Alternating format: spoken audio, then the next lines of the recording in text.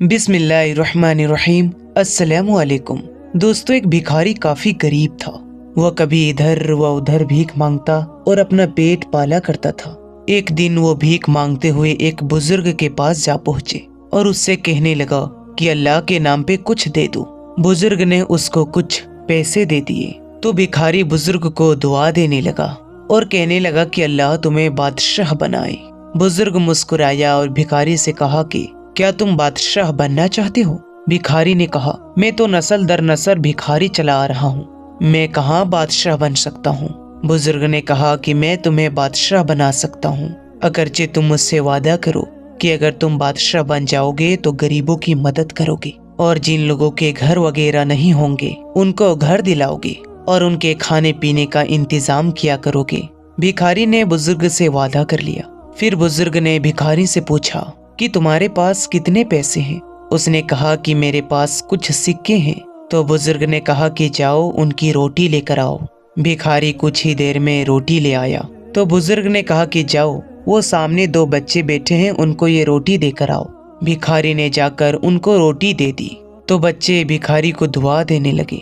तो फिर भिखारी बुजुर्ग के पास वापस चला आया तो फिर बुजुर्ग ने उनसे कहा कि अब तुम घर चले जाओ, मुझसे 20 दिन बाद मिलना। भिखारी घर चला गया और 20 दिन के बाद बुजुर्ग को ढूंढता रहा।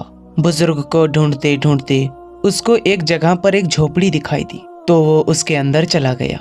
वहां जाकर उसने बुजुर्ग आदमी से कहा कि मुझे एक थैला मिला है, और जब मैंने उसको अंदर से खोल कर देखा तो उसमें सोने की अशरफियां थी। तो बुजुर्ग आदमी ने कहा कि ये थैला तुम्हारा नहीं है, जो उसका असल मालिक है उसको ढूंढो और उसे ये थैला दे आओ। भिखारी वहां से चल पड़ा।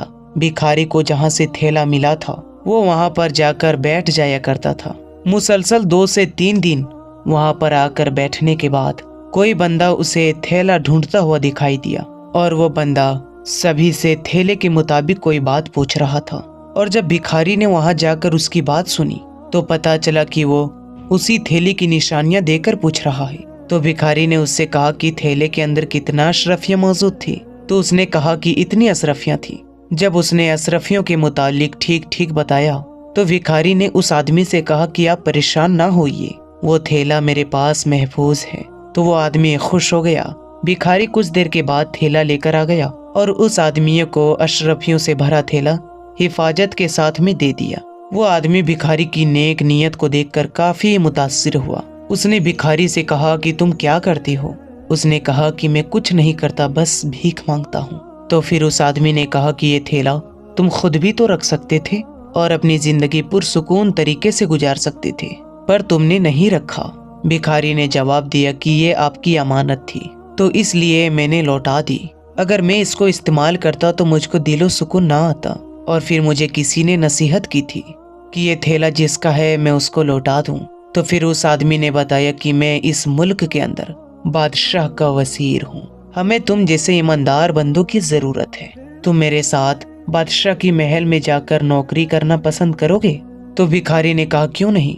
उसने कहा कल सुबह तुम मिलने आ जाना।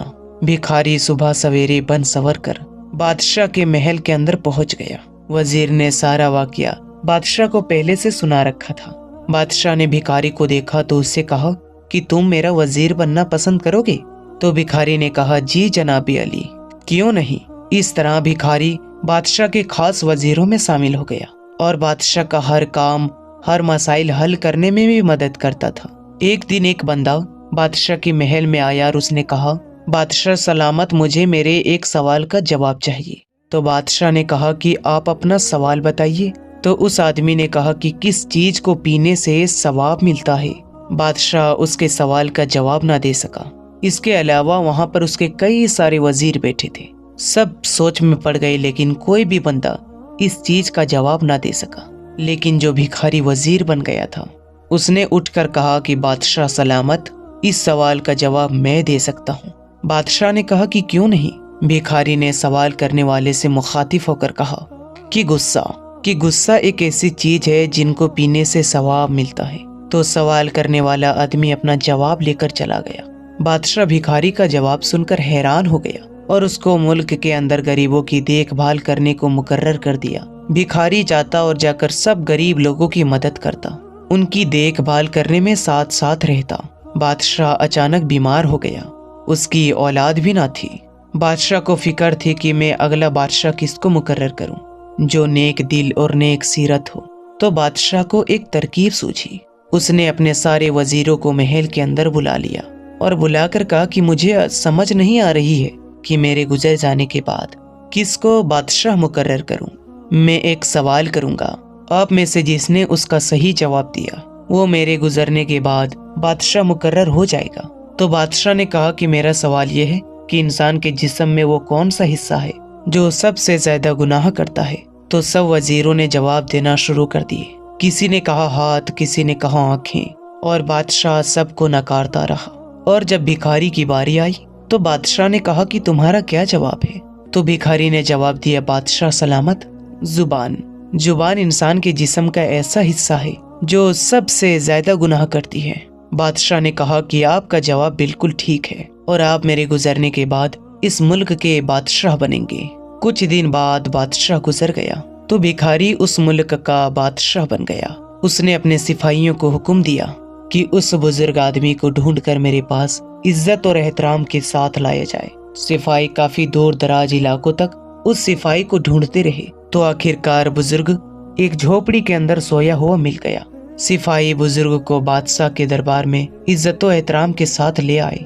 भिखारी जो बादशाह बना बैठा था उसने बुजुर्ग को देखा तो उठ खड़ा हुआ और बुलंद आवाज से कहने लगा कि ये सब आपकी बदौलत है, आज मैं बादशाह बन गया हूँ। बुजुर्ग ने कहा कि हाँ, ये सब तुम्हारी अपनी ही मेहनत थी, मैंने तो तुम्हें सीधा रास्ता दिखाया था। भिखारी ने कहा, वो कैसे? बुजुर्ग ने कहा कि सदका एक ऐसी ताकत है, जो भी इंसान इसको करता है वो कुछ भी हासिल कर सकता है और हर बुरी मुसीबत से छुटकारा पा सकता है।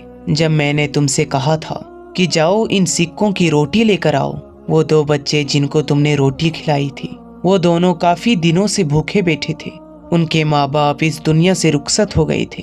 तुमने जाकर उनको रोटी दी तो उन्होंने इतनी दुआएं तुम्हें दी कि वो कबूल हो गई। उस दिन से तुम्हारे अच्छे दिन शुरू हो गए थे। फिर जब तुमको खजाने का थैला जो मिला था, मेरे कहने पर नेक नियति से उसको वापस कराए। अगर तुम वापस ना करते तो आज तुम मुल्क का बादशाह ना होते। भिखारी ने कहा कि पहले मैं आपका कहा माना था, अब आपको मेरी भी एक बात माननी पड़ेगी, आप मेरे वजीर बन जाइए। बुजुर्ग ने जवाब दिया कि हम झोपड़ियों में रहने वाले लोग हैं और भटके हुए लोगों को सीधा रास्ता दिखाना हमारा काम है। ख्वाहिश और आराम की जिंदगी हमारे लिए नहीं बनी।